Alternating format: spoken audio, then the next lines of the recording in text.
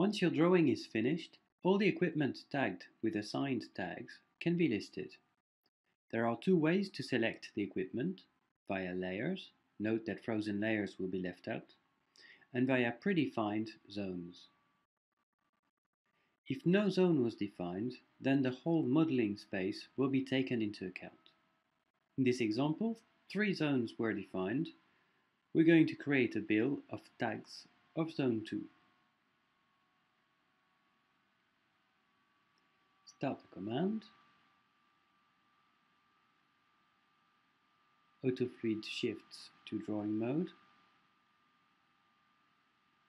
Now choose the tags to include in the list.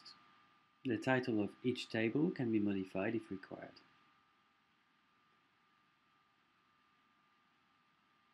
Choose the relevant zone, here we set zone 2, and select AutoCAD table and click OK.